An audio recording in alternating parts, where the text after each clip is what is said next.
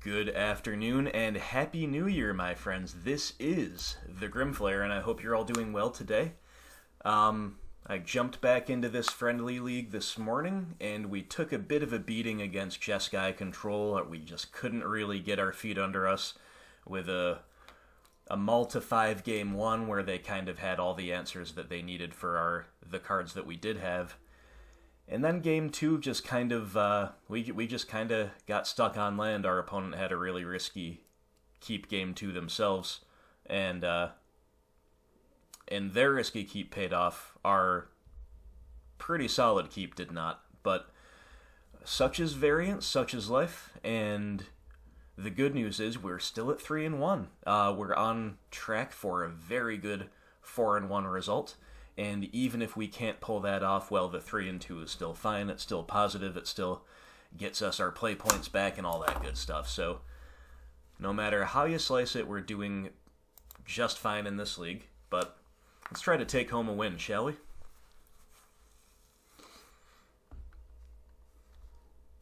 On the play. Hand is great. Chock full of interaction.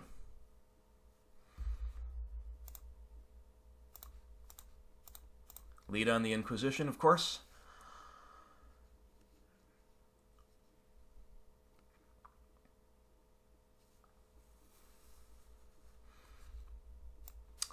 Alright, we are against Grixis Death Shadow on a 1-lander. The 1 land is a Blood Crypt. Oh, I'm sorry. Let's look a little bit more closely. They do have indeed 2 lands, Polluted Delta and Blood Crypt. So they've got a little bit of everything.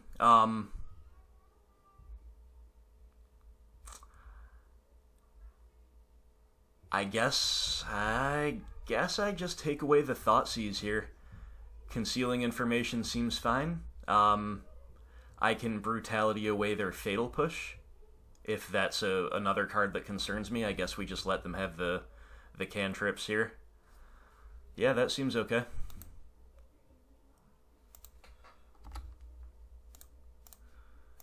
Alright, so Shadow is a matchup that is, you know, it's a very powerful deck, one that we should respect, but I do think we are reasonably well positioned in it.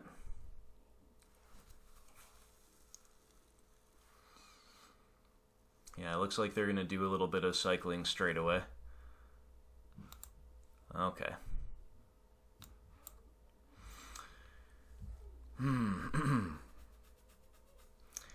Yeah, I guess we're just going to spot check the hand here.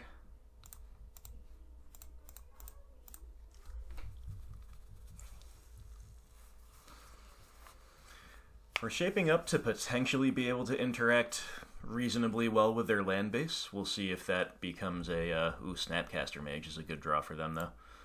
See if that becomes something that matters. Yeah, I guess we still just take the Fatal Push here.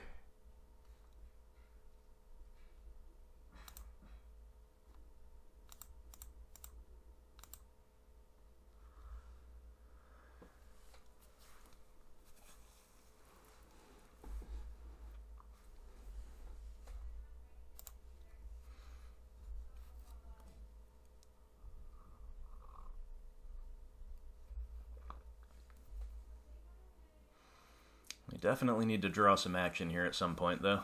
Liliana the Veil, that's a good one. That's a pretty good one, I must say.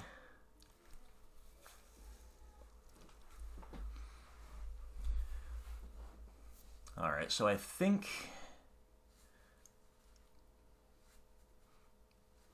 we are interested in just running her out here. We're at risk of a soft, stubborn denial. They can flash in the Snapcaster to pressure her, all this type of thing, but I think we do need to just play her out. And if it does... Ooh, they have the stub, really? Ugh. That is so rough. Yep, I mean, it's the one card we didn't know about, so they just found it. What can you do? That would have been quite nice.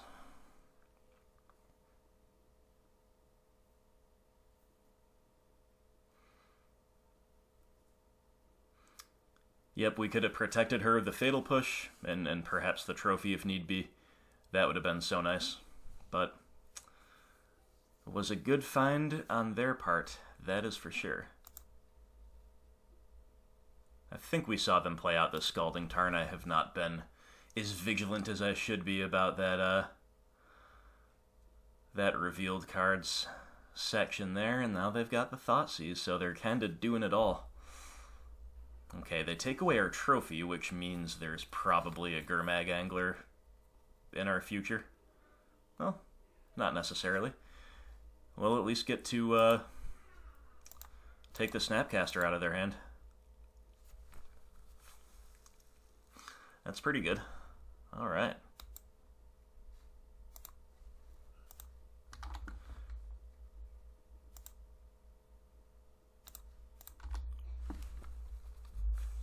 Okay, we're kind of in a top deck war. We have more lands, and we do have a Fatal Push in hand.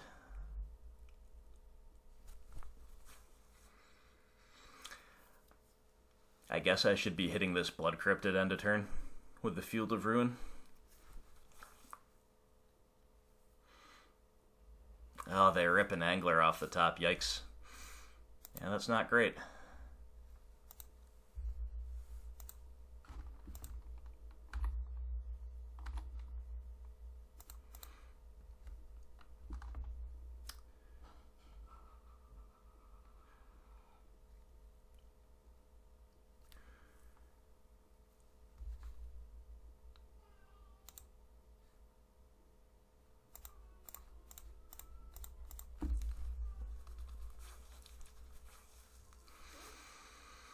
Good news is we've got a million live draws here. Another Liliana, the Veil would be wondrous.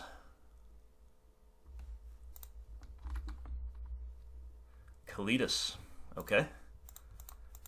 Potentially a useful one.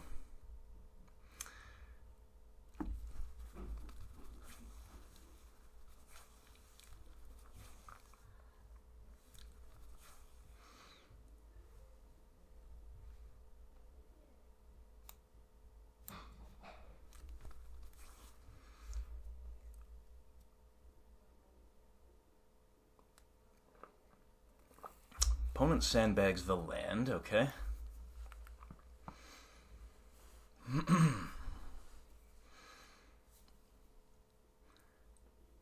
I think we are supposed to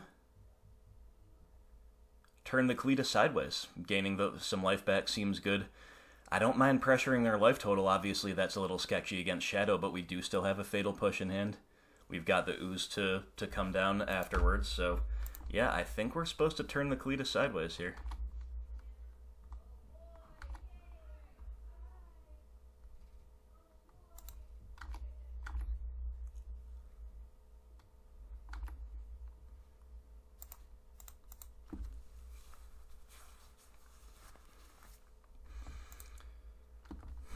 Alright, let's just take stock of things. There's actually no creatures in the yard as yet.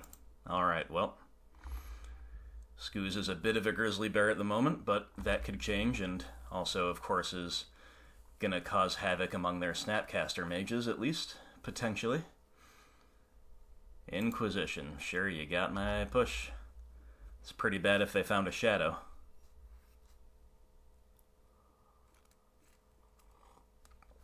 And of course they did.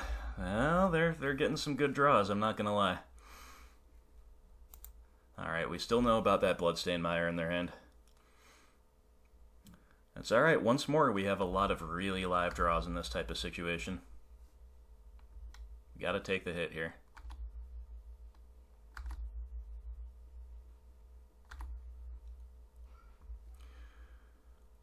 Gonna eat up,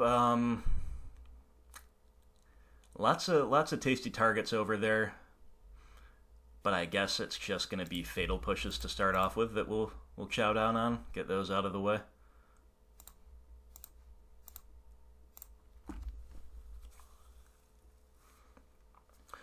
Abrupt Decay is a nice one. Abrupt Decay is such a nice draw. Well,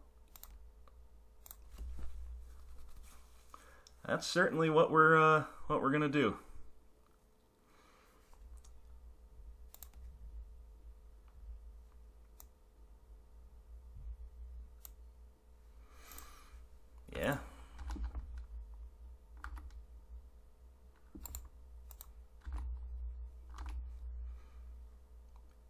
Alright, good job. Top deck.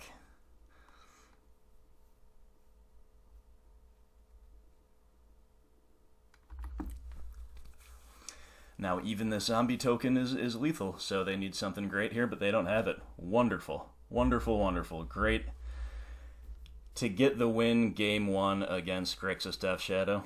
Definitely never upset about that. So, over to sideboarding we go. You've seen me play this matchup before by now. I assume we are interested in cutting away just about all discard. You know, it's not the worst thing in the world to have the ability to spot check their hand. So maybe we'll leave a couple over here. You know, they can have cards like Stubborn Denial, Teamer Battle Rage that are... It's good to be able to look at their hand, A, to get those powerful cards out of there, but B, because some progressions can lead to them being stuck in hand and kind of just there for the taking. Whereas the longer the game goes on, the more inevitable it will be that they become good, right? But still probably want to move away from just about all, if not literally all, of the discard. And stuff that we're interested in, we'll put in this pile here, stuff that we're at least potentially interested in. And then the Fulminator and Choke package is not even necessarily considered a package, to be honest, but definitely things to consider as well. So I guess we just have enough that's really solid to bring in that we can just say, yeah, let's cut all discard effects. And everything else in our main deck looks quite good, to be honest. So what if we...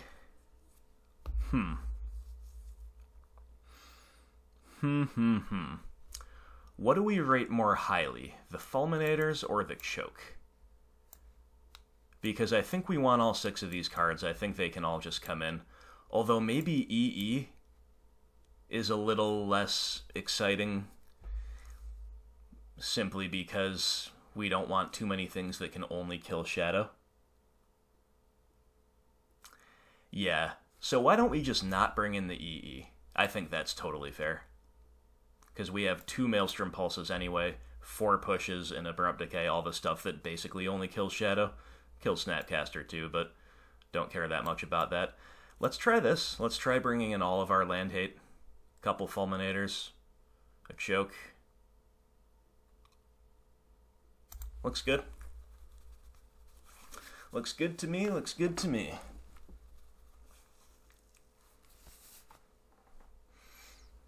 Oh, we've got the Choke in the opener, so our hand is very well balanced. We'll keep it.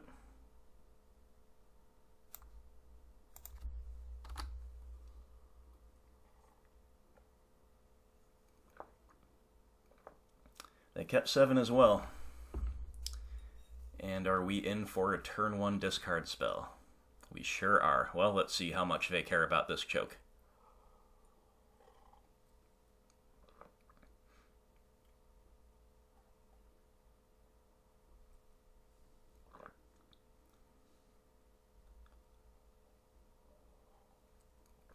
If our opponent has multiple discard spells and then they could leave the Choke there and not be too worried about it. But if they take the Choke here, that would signify to me that they have only that Inquisition in hand as far as discard goes. But I do not know.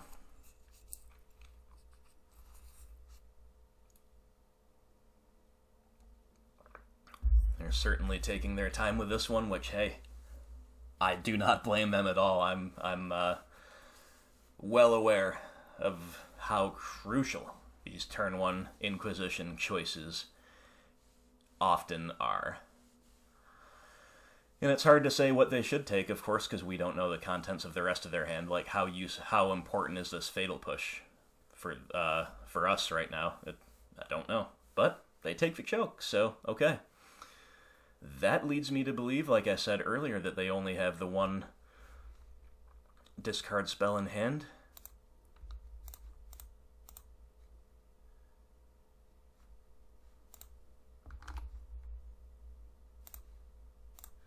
Twilight Mire was not a very good draw, to be honest. We don't really want to see any more lands that are not field or man lands, but not the end of the world. Maybe we'll hit a Tireless Tracker for turn 4.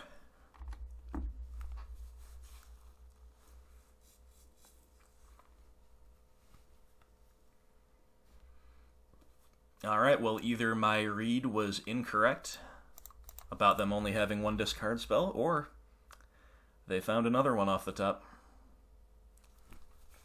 Okay, so they've got a kill spell for the use. They've got a Grim Lavamancer, yikes.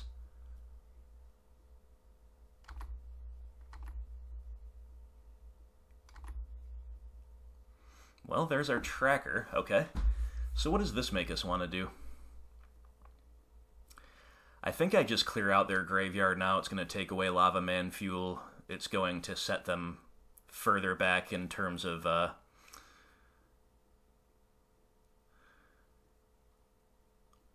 playing an angler, things like this.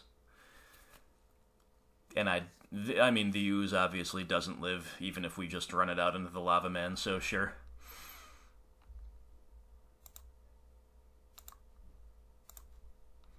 We could also find a Fatal Push for this Lava Man here. That would be cool.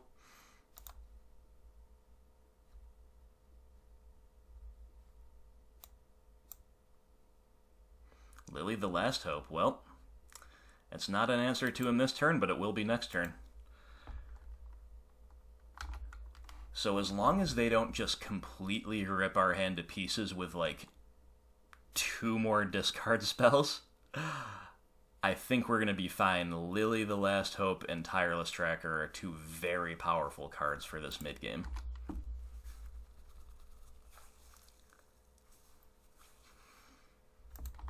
There's the Bauble, sure.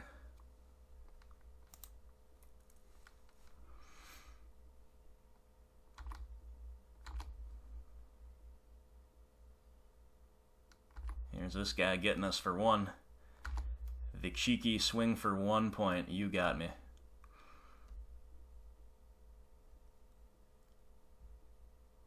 They're down to 3 in hand. Alright, we're going to go get a Overgrown Tomb here.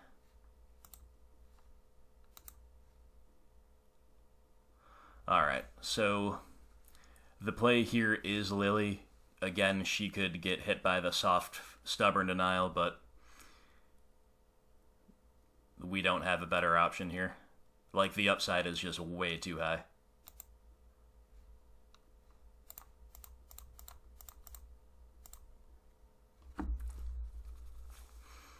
Please resolve, Liliana, please resolve. We'll be in such good shape if she resolves. They're gonna... Okay. Bauble in response. That doesn't draw you a card immediately, though. Woohoo! Now that is a big, that is a big swing, if you ask me. We're going to go Tracker into Fetch Land next turn again, unless they found discard again. Yeah, seems alright. And even if they did find discard, we can buy back the Tracker now.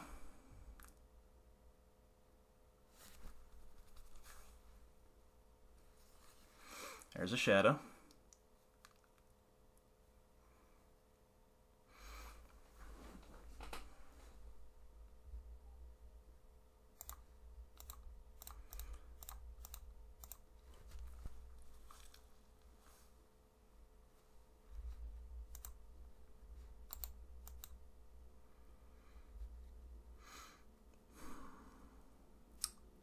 So the question is, do we want to fetch right now and be mana efficient, like get a swamp, play the Spell Bomb?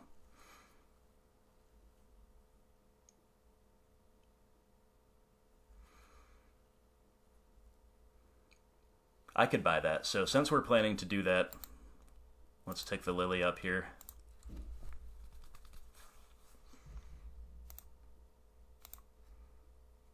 They have removal in a response, they have removal in a response, but they don't. So, alright.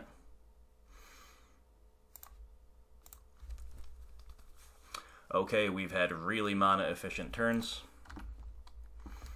We've got all kinds of advantage engines rolling. We just need to not die out of nowhere to, like, Temur Battle Rage style effect. Which, to be fair, often is cut against us for games 2 and 3.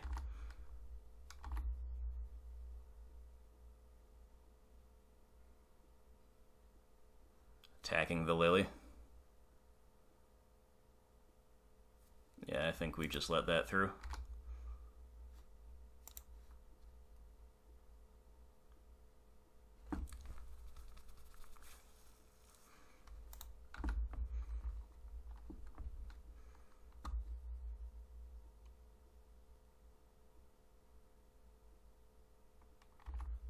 Alright, another shadow.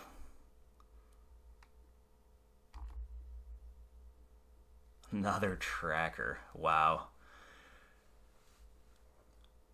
So how useful is that other tracker really, you know? Like, if we go tracker into Quagmire, we cannot even crack a clue this turn, so as tempting as that is, I actually don't think I'm supposed to play the other tracker right now. Let's crack a clue first, see what we find. I think that's the way.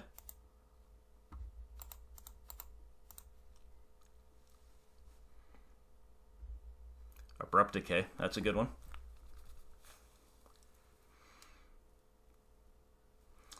All right.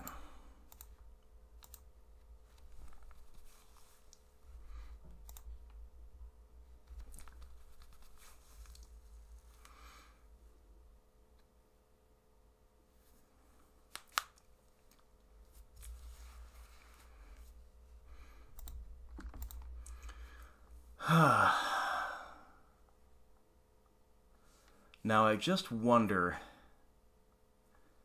Yeah, I think I'm so far ahead on board that I should just play it safe and not attack. We're just holding up so much good stuff here.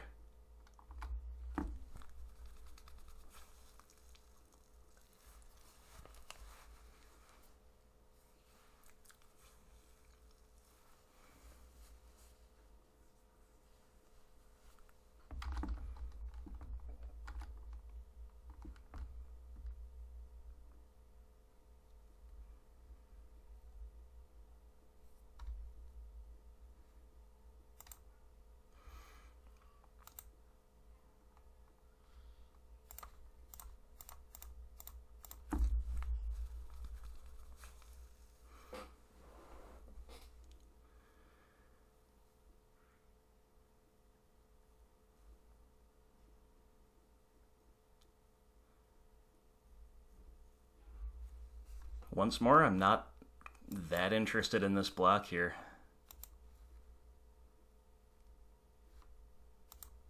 I'm not exactly sure what they could have, but I like this Lily just shrinking their board, buying me a ton of time, all that good stuff. Like, I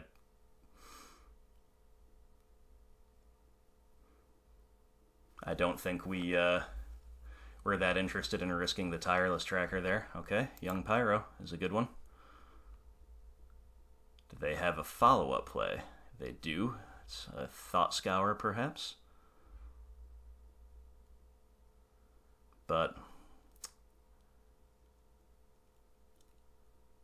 it's a Fatal Push. Yeah, okay. That's a pretty solid one.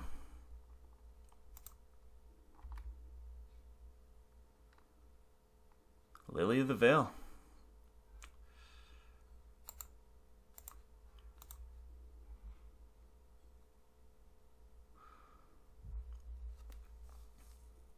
Alright, so I think their graveyard is now big enough that I should...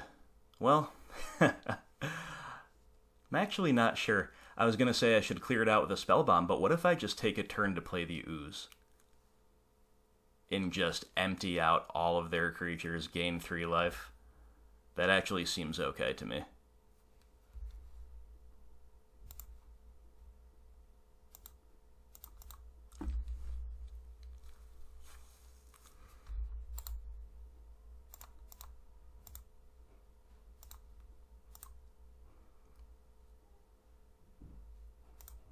And we, of course, do at least a lot of this main phase, because that's how we play around Delve.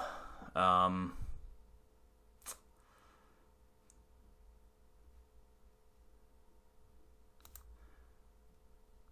guess they can still delve that stuff away fairly profitably, so I'll just leave it there for now, represent some other things.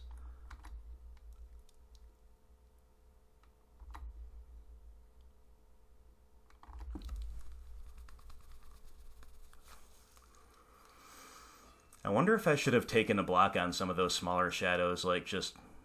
I assume they had some kind of combat trick in hand, but maybe getting that out of their hand was fine.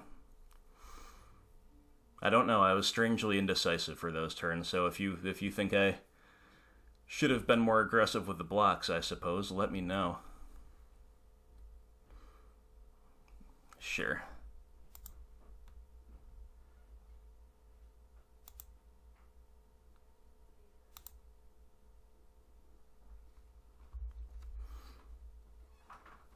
Alright, so if we're going to buy back the Tireless Tracker, then we don't want to eat it with the Ooze, but I don't think we're that interested. Remember, we still have another one in hand.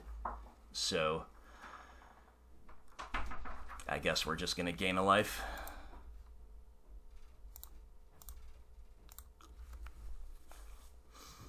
And make this thing big enough to rumble with the Gurmag Angler.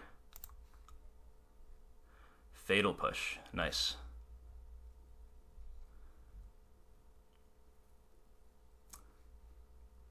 Alright, I think we can just take care of their entire board here. It's pretty good. Pretty good, guys. Pretty good.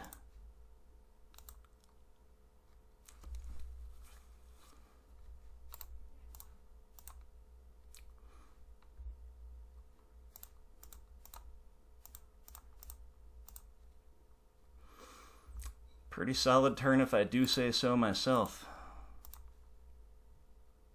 Are they just scooping to that? They sure are. Okay, we did it. We did it, we did it. Yeah, I don't know, maybe I should have thought more about those blocks, right? I didn't expect them to attack with those 2/3 shadows into my Lily. When they did, it threw me off, and I was kind of like, well, what could we really get blown out by? And my instinct was just don't block. Even though I didn't have the most rational reason to not block, I just said, nah, let's not block, because them just chunking down my Lily the Last Hope was actually something I didn't care about at all. I didn't have a creature I needed to buy back, nor would I realistically for the rest of that game, simply because we had such overwhelming card advantage, right? So basically coming down, using her as a kill spell on the Lavamancer, and then using her as a kill spell for the Pyromancer, then the tokens, and just to shrink the shadows, like, all of that was just perfectly fine. So whether she's at 2 loyalty, or 4 or 5, that was not entirely material to how I was using her, right? So my instinct was, don't get blown out, just let the attack through. Maybe that was overly cautious, maybe that was wrong, maybe I should have sat down and tried to figure out, okay, what exactly am I afraid of if I don't take the block with my 4/3 tracker against your 2/3 shadow, right? So, who knows? Regardless, we got there pretty convincingly in the end, right? So they had some decent stuff in the mid-game, but our sequence of T3 Lily, the Last Hope, ticking up to kill the Grim Lavamancer, into turn 4 Tracker into Double Clue, into Spellbomb.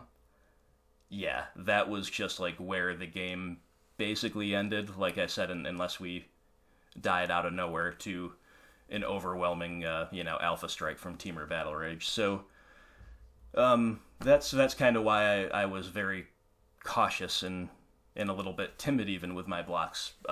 Just didn't see the need to take the block, even if it could have been a bluff by them, could have been advantageous for me. Who knows? Regardless, that Fatal Push draw there on the last turn of the game was pretty nice. Just let us have a clean sweep of their board. Push your shadow.